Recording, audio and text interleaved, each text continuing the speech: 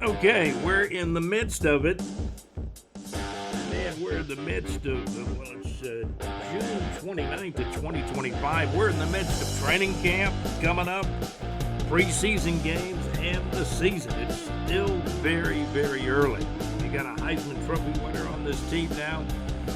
Get his name right. Travis Hunter.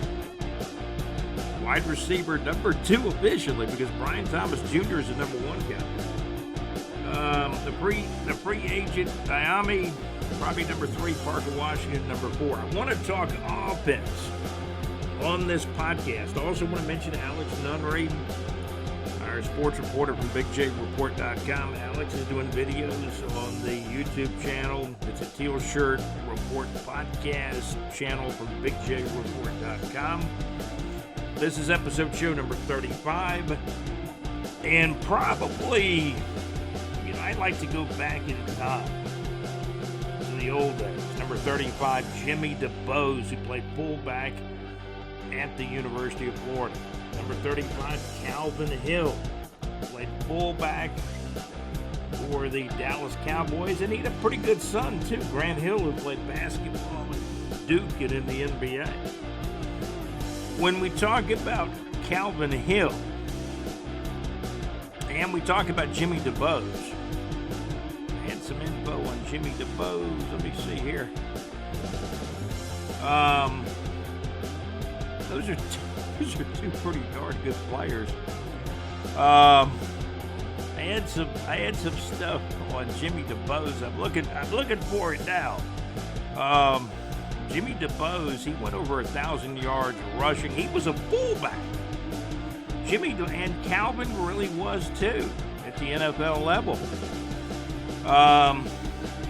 Jimmy DeBose, I believe, was a second-round draft pick for the Tampa Bay Buccaneers, where he played from 76 till 78 until his career was cut short by injury.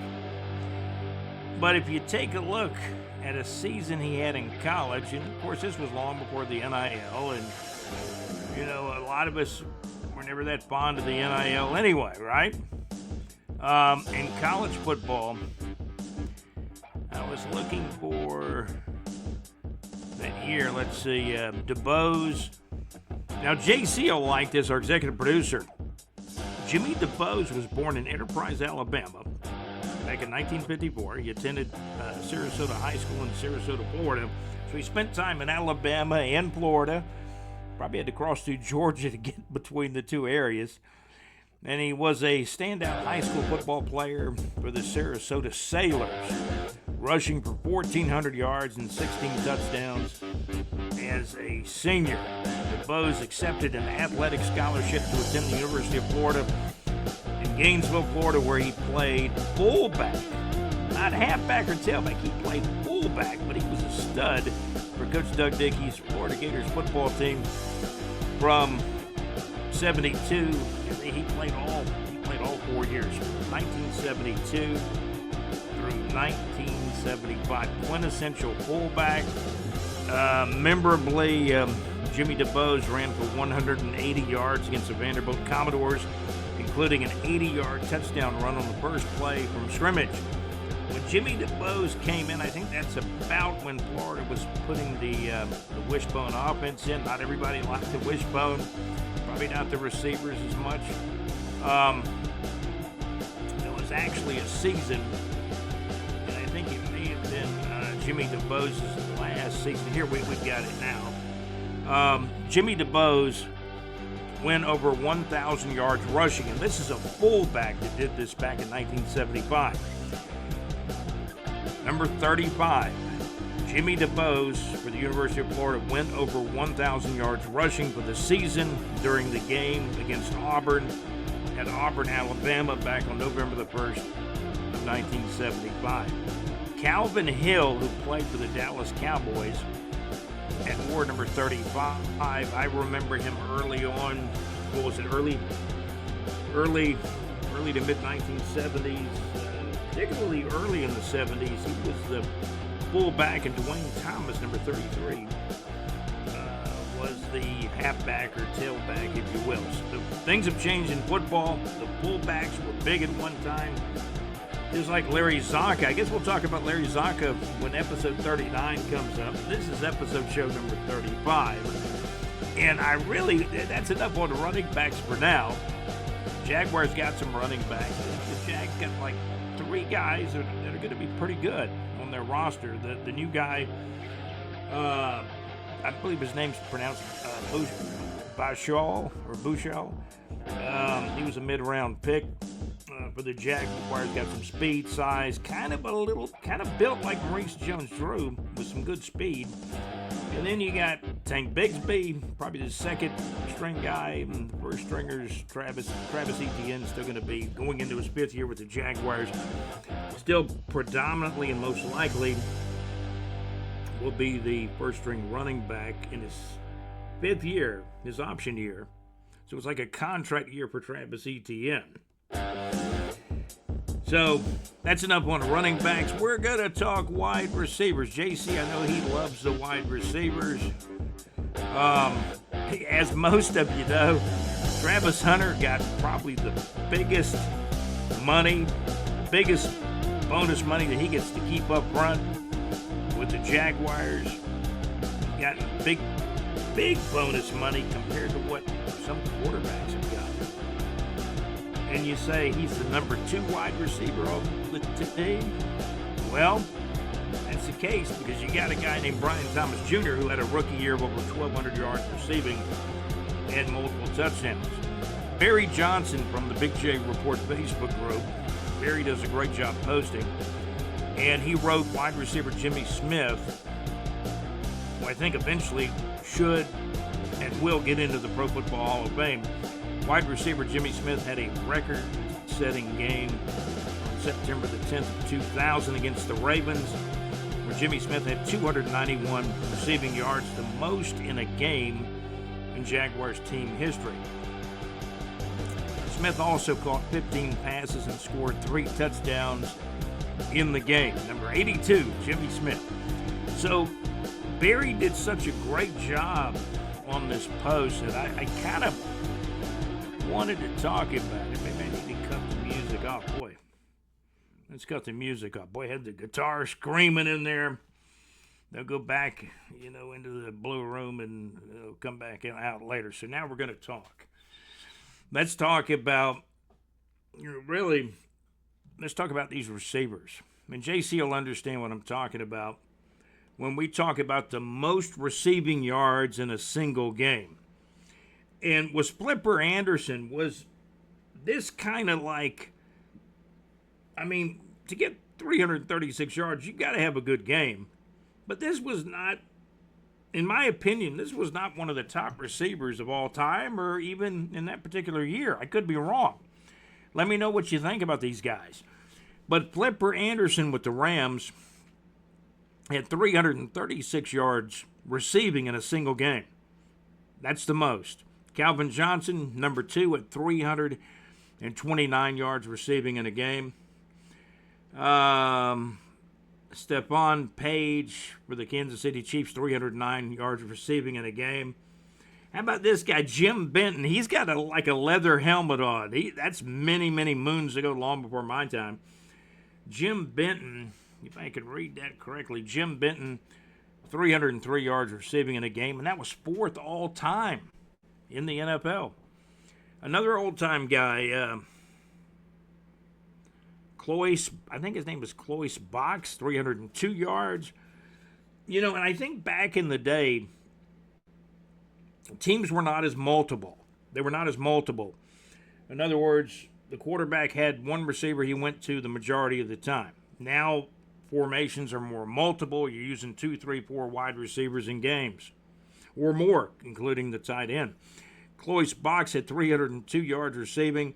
How about Julio? JC, you know Julio that played at Alabama. Julio Jones had 300 yards receiving in a game. That was actually number 6 all time. 6. Julio Jones, the 6th best performance in a single game by a wide receiver. Julio Jones, 300 yards. Jimmy Smith, number 7 all time. 291 yards receiving in one football game. Then you got Jerry Rice. Jimmy Smith actually beat Jerry Rice in this category. Jerry Rice, he's in the top 8. He's at number 8. Of course, he's in the Hall of Fame. But Jerry Rice had, and everybody says, and there's a strong argument for it, that Jerry Rice may have been the best receiver ever to play the game. He had 289 yards receiving in a single game. His wide receiver partner, John Taylor, had 286 yards in a game. And this guy may be a nutcase, Antonio Brown, 284 yards in a game. And that's a top 10, I believe. 1, 2, 3, 4, 5, 6, 7, 8, 9, 10. Antonio Brown at 284. Terrell Owens was number 11 at 283. Andre Johnson, 273. A little bit further down, Andre Johnson with the Houston Texans. So that's going to do it for the top wide receiver performances in a single game. I want to, I want to congratulate a really good guy, Ellis Smith. I think he's 38 years old now, I believe. If I got the age wrong, Ellis, I apologize. I know you're in your mid to upper 30s, 38, I believe. Just won an EAFL Semi-Pro Football Championship with a team actually called the Tarpon Springs Pirates. EAFL AAA, maybe the best semi-pro football league in America. Ellis Smith, congratulations on getting your ring with the Tarpon Springs Pirates of the EAFL. You can read more about it at bigjreport.com. Scroll the homepage to the Semi-Pro Football Report. Concerts coming up, as you know, JC. I'm going to just say this. There's some good shows coming up. Go to bigjreport.com. In our Neighbors 2 section, you'll also find links to the madmaxmix.weebly.com show. At the Neighbors 2 section, Max does a great job on Wednesday nights with his show. Each Wednesday night, the madmaxmix.weebly.com. Max will play Atlanta Rhythm section for me. I've kind of gotten into that song by ARS called Georgia Rhythm. JC's played some requests for me, by a lot of requests by Steely Dan on Thursday night. Steely Dan, The Fix recently. And check out the shows. We've got a few shows up. We're going to add more to it, to the Neighbors 2 section at bigjreport.com. Jacksonville Jaguars wide receivers. As we get on that topic, Jimmy Smith should be in the Hall of Fame, but I think what's got to happen, Fred Taylor's got to get in first. I'm thinking Fred Taylor and Tom Coughlin. Wouldn't you love to see them go in the same year? Then Jimmy could get in maybe a year or two after those two guys. So I'm hoping that within the next 3 or 4 years, you're going to have Fred Taylor, Tom Coughlin, and Jimmy Smith all achieving the Pro Football Hall of Fame. Who knows? Pete Rose may get him posthumously now that he's passed away. He was banned for life from baseball. And then when he passed away, what does that mean? The lifetime ban is over, right? It's a sad case of affairs. Pete Rose is the baseball hit king. Give me your comments about Pete Rose. Should he be in the Pro Football? I mean, not the Pro Football, but the Pro Baseball Hall of Fame. But as far as the Jaguars go, Tony Baselli is in, but Fred Taylor deserves to be in, along with Tom Coughlin, the head coach and / GM. I mean, Coughlin won Super Bowls with the New York Giants as a head coach and an assistant coach. During his time with the Jaguars as the head coach / GM, and even later the executive vice president, Tom Coughlin was a part of 3 AFC title appearances by the Jacksonville Jaguars. 14 minutes in on the show. We're brought to you by the madmaxmix.weebly.com. Check out Max's show on Wednesday nights from 6 o'clock until 8 o'clock Central Time, 7 o'clock till 9 o'clock Eastern Time. We get a chance to go on Max's show, get interviewed by Max, at least probably a couple of times, once or twice a month or more. And Max does a great job. Classic rock request. He gets a lot of requests to madmaxmix.weebly.com on Wednesday nights, 6 till 8 o'clock Central Time, 7 o'clock till 9 o'clock Eastern Time. Max has got listeners from other countries. He's got listeners from Georgia, Florida, Alabama, Tennessee, Michigan, and many, many surrounding states. So madmaxmix.weebly.com on Wednesday nights. JC Show live from the pub with JC on Thursday nights. JC Keep the Steely Dan coming. Eddie Money, Chicago. JC's got a big variety of music, but so does Mad Max on Wednesday nights, and JC Show's the next night on Thursday nights at LakeyFallHits.com. Great internet radio where it's all good. Also, our sponsor, Salsa Realty and Capital.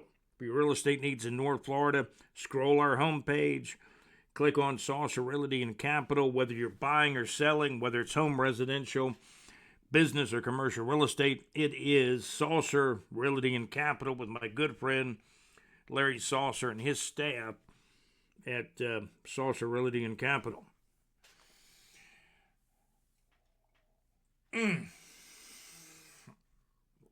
Man, the coffee boy has outdone himself with the coffee. Thank you so much.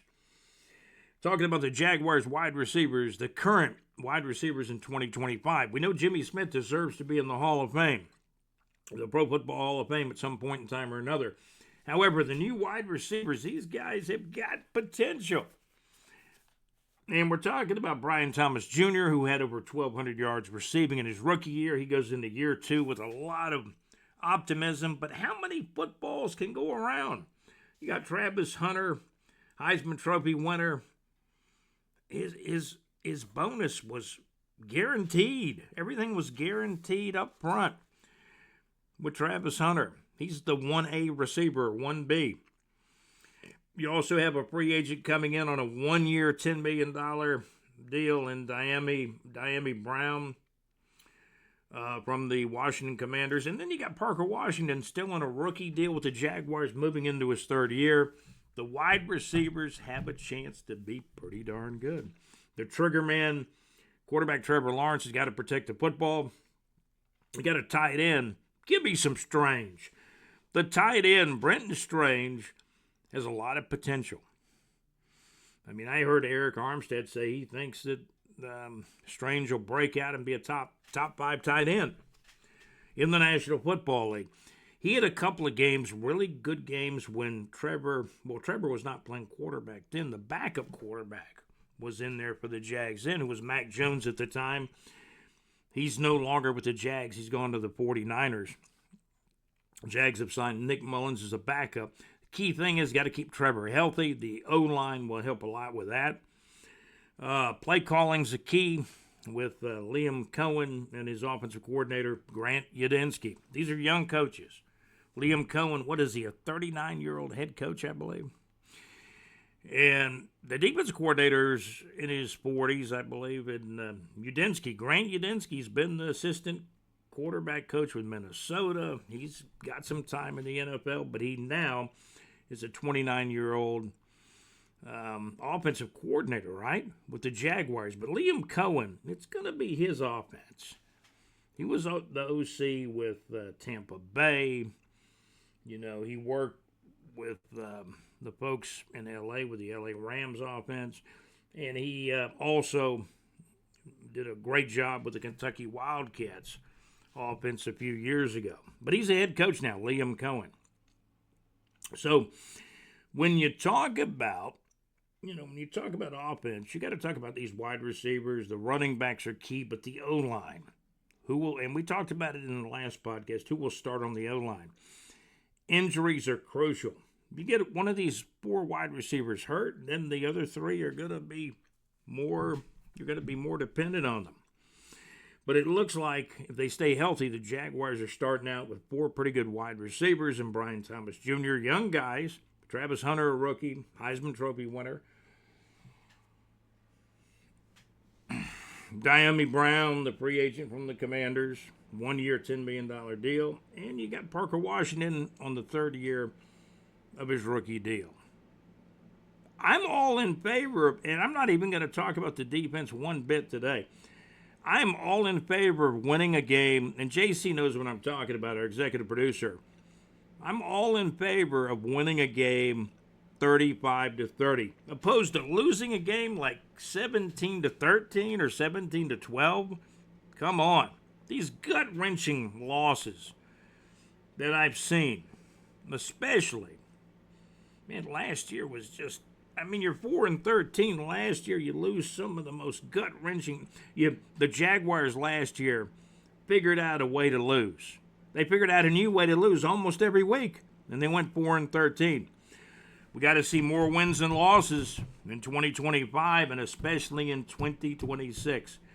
That's what's coming up with the Jaguars. Go to BigJReport.com, scroll our concert section in the Neighbors 2 section. Got Mickey Dolenz from the Monkees coming to our area in 2025. Brad Paisley's coming in. And, countless others. And we're going to be updating the concert area in the Neighbors 2 section at BigJReport.com. If you want to listen to, and I know you do, Live from the Pub with JC on Thursday nights, we got links for that show, and also the MadMaxMix.weebly.com on Wednesday nights. Also, we're very appreciative to Saucer Realty and Capital for your real estate needs in North Florida, whether it's home, residential, business, or commercial real estate. Larry and Saucer Realty and Capital, thank you very much for sponsoring BigJReport.com and our show here on the Teal Shirt Report podcast. Jacksonville Jumbo Shrimp have won their 50th game. Can you believe that? 50 wins. And I'm going to tell you something about the Shrimp that bothers me sometimes. It seems like they'll get beat up by the real good teams. They're doing better against the good teams this year. But they beat up on the bad teams, and then they have trouble or struggles with actually the good teams, right? Jacksonville Jumbo Shrimp got hitting and pitching with an 8-0 win in Jacksonville, Florida at Five Star Ballpark. Jacksonville Jumbo Shrimp are now 50-30. The Jacksonville Jumbo Shrimp 8, the Nashville Sounds nothing. Final score on Saturday night, June the 29th of 2025. The Nashville Sounds fall to 46-32. Meanwhile, the Jacksonville Jumbo Shrimp, they're going to be in the International League playoffs for AAA. They're going to be in the playoffs, and they're 50-30. 20 games, count them, 20 games over 500. The Jacksonville Jumbo Shrimp now 50-30, just coming off a shutout win with 8 runs they put up offensively. The Jacksonville Jumbo Shrimp 8, the Nashville Sounds nothing. Nashville falls to 46-32. But the Jumbo Shrimp improved to 50-30 with some good timely hitting and great pitching. They shut down the Nashville Sounds with an 8-0 win on Saturday, which I'm saying today is June 29th. I should make a little correction. That game I'm talking about was actually Saturday night, June the 28th. Saturday night, June the 28th of 2025, the Jacksonville Jumbo Shrimp 8, the Nashville Sounds nothing. Indoor football, the Columbus, Georgia Lions lost in the National Arena League in the semifinals of the National Arena League playoffs. The Jacksonville Sharks used to be in that league. Now they're in the IFL. These teams move around from league to league. The Columbus, Georgia Lions were in the American Indoor Football League for a couple of years. Now they're back in the National Arena League. And the Columbus, Georgia Lions finished 5-5. They lost in the semifinals of the National Arena League playoffs. Meanwhile, the regular season is kind of winding down, but still going on. Alex Nunnery, by the way, did a very good interview with some players of the Sanford Tomahawks of semi-pro football in the EAFL. In the EFLA 8-man league, they play on a 60-yard field. That's outdoor. Meanwhile, in the arena and indoor leagues, they're playing on a 50-yard field, while the EFLA 8-man league is playing on a 60-yard field, but that's outdoors. as far as, let me see here. We got stuff on the Jacksonville Sharks. They won in Iowa. They beat the Iowa Barnstormers. The Barnstormers not having a good year, though.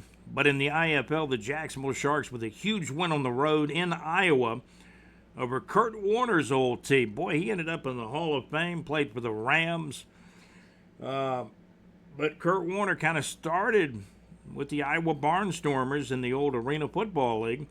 The Iowa Barnstormers are in the IFL now. And we'll give you that score. The IFL, the Jacksonville Sharks with a huge win on the road way up in Iowa.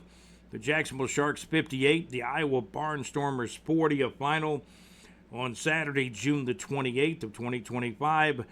Two longtime Arena football franchises playing now in the IFL in the Indoor Football League. The Jacksonville Sharks now improved to 9-4. Iowa's having a rough time. I believe they're 1-11 on the season, but still on the road, a big win for your Jacksonville Sharks. Special thanks on episode show number 35 to our executive producer, JC. We've kept this thing under 30 minutes. We're about 26 minutes in now. I want to thank our executive producer, JC. Also, Alex Nunnery, another producer, and you can see Alex on this same channel, the Teal Shirt Report podcast from BigJReport.com. Alex is doing interviews. He's done rugby interviews. He's doing, semi-pro football interviews, 8-man league, 60-yard field. Check that out. Alex did some interviews with the Sanford Tomahawks, who actually beat the Florida Steelers. I believe it was 37-27. Check out, Alex's interviews and reports on this same channel, the Teal Shirt Report podcast from BigJReport.com. Again, special thank you to JC, our executive producer. Also, Alex Nunnery, a producer. John Gaylor, our correspondent. John Gaylor is absolutely our correspondent. And, in fact, he's our correspondent and a guy that helps us a lot. Thank you to John Gaylor. Oh, yeah, JC. John Gaylor said he's got another guy to play fantasy football with us in the new season of 2025, as we're going to get that cranked up. The Teal Shirt Report Fantasy Football League. John's found another guy to play with us in the league, so it's going to be a lot of fun fantasy football in 2025, JC, as we try to get the Teal Shirt Report podcast Fantasy Football League. We try to get that cranked up a little bit earlier, and the league is becoming better and better. I think now moving into like our third year of that Fantasy Football League. But we do want to thank John Gaylor. He's been a correspondent. Has helped us a lot here on the podcast, Mr. John Gaylor, our contributor and correspondent of our Teal Shirt Report podcast, and also our internet newspaper, BigJReport.com, our Facebook group, Big J Report Facebook group. Thank you guys for tuning in. Special thanks again to our executive producer, JC, also to Alex Nunnery, and our contributor and correspondent, John Gaylor. This has been episode show number 35. JC, we're still under 29 minutes. Thank you guys for tuning in to episode show number 35. I'm your host, Scott, and this has been the Teal Shirt Report podcast. Have a great day. Go Jags. Duval. Thank you for watching and listening.